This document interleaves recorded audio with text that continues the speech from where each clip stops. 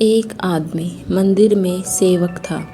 उसका काम मंदिर की साफ सफाई करना था। भक्तों और श्रद्धालुओं द्वारा दिए गए दान में से थोड़ा बहुत उसे मंदिर के पुजारी के द्वारा दे दिया जाता था। इसी से उसकी गुजर बसर चल रही थी। वह अपनी जिंदगी से बहुत परेशान और दुखी था। मंदिर में काम करते करते वह दिन भर अपनी जिंदगी को लेकर शिकायतें करता रहता। एक दिन शिकायत करते हुए वह भगवान से बोला, भगवान जी, आपकी ज़िंदगी कितनी आसान है।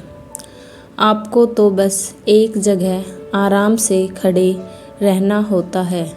मेरी ज़िंदगी को देखो, कितनी कठिन ज़िंदगी जी रहा हूँ। मैं दिन भर कड़ी मेहनत करता हूँ, तब कहीं 2 वक्त की रोटी नसीब हो पाती है। काश मेरी ज़िंदगी भी आपकी तरह होती। उसकी बात सुनकर भगवान बोले, तुम जैसा सोच रहे हो वैसा नहीं है। मेरी जगह रहना बिल्कुल आसान नहीं है।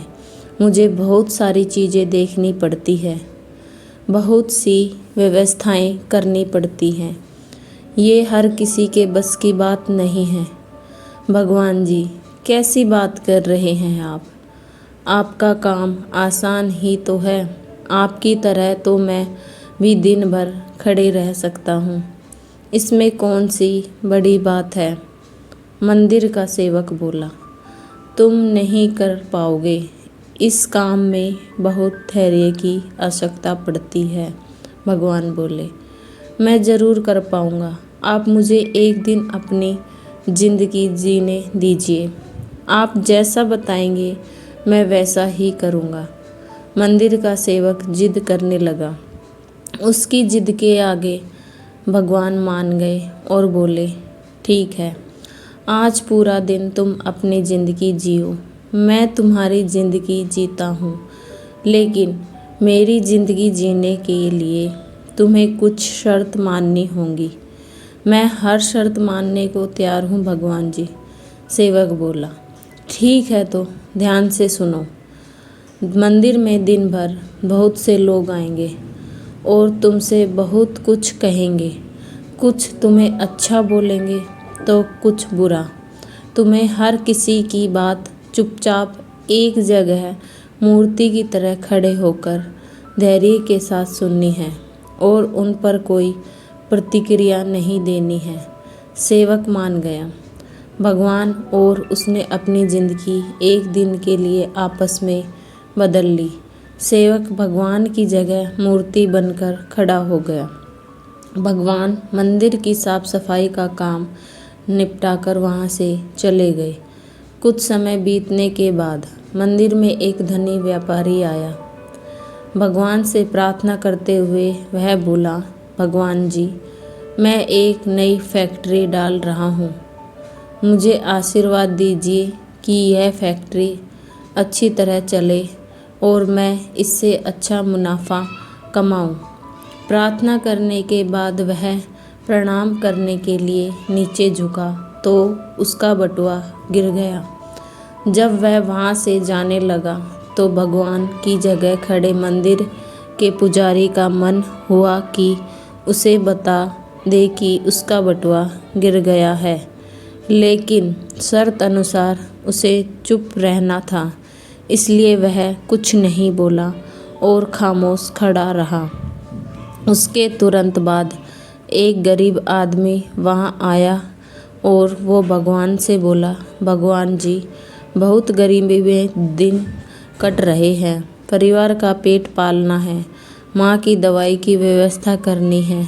समझ नहीं आ रहा कि इतना सब कैसे करूँ। आज देखो, मेरे पास बस 1 रुपया है। इससे मैं क्या कर पाऊँगा? आप ही कुछ चमत्कार करो और मेरे लिए धन की व्यवस्था कर दो। प्रार्थना करने के बाद जैसे ही वह जाने को हुआ, उसे नीचे गिरा व्यापारी का बटुआ दिखाई दिया। उसने बटुआ उठा लिया और भगवान को धन्यवाद देते हुए बोला, भगवान जी, आप धन्य हैं। आपने मेरी प्रार्थना इतनी जल्दी सुन ली। इन पैसों से मेरा परिवार कुछ दिन भोजन कर सकता है। माँ की दवाई की व्यवस्था हो जाएगी। भगवान को धन्यवाद देकर वह वहाँ से जाने लगा। तब भगवान बने मंदिर के सेवक का मन हुआ कि उसे बता दे कि वह बटुआ तो व्यापारी का है, उसे मैंने नहीं दिया। वह जो कर रहा है वह चोरी है। लेकिन वह चुप रहने के लिए विवश था, इसलिए मन मारकर चुपचाप खड़ा रहा। मंदिर में आने वाला तीसरा व्यक्ति एक नाविक था।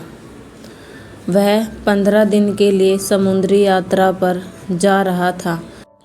भगवान से उसने प्रार्थना की कि उसकी यात्रा सुरक्षित रहे और वह सकुशल वापस आ सके। वह प्रार्थना कर ही रहा था कि धनी व्यापारी वहां आ गया। वह अपने साथ पुलिस भी लेकर आया था। नाविक को देखकर वह पुलिस से बोला, मेरे बाद ये मंदिर में आया है, जरूर इसने ही मेरा बटुआ चुराया होगा। आप इसे गिरफ्तार कर लीजिए। पुलिस नाविक को पकड़कर ले जाने लगी। भगवान बने आदमी को अपने सामने होता हुआ ये अन्याय सहन नहीं हुआ। शर्त अनुसार उसे चुप रहना था, लेकिन उसे लगा कि बहुत गलत हो चुका है। यदि अब मैं चुप रहा तो एक बेकसूर आदमी को व्यर्थ में ही सजा भुगतनी पड़ेगी। उसने अपनी चुप्पी तोड़ते हुए कहा, आप गलत व्यक्ति को पकड़ रहे हैं। ये बटुआ इस नाविक ने नहीं बल्कि इससे पहले आए गरीब व्यक्ति ने चुराया है। मैं भगवान हूँ और मैंने सब देखा है। पुलिस भगवान की बात कैसे नहीं मानती। उनकी बात मानकर उन्होंने नाविक को छोड़ दिया और उस गरीब आदमी को पकड़ लिया जिसने बटुआ लिया था।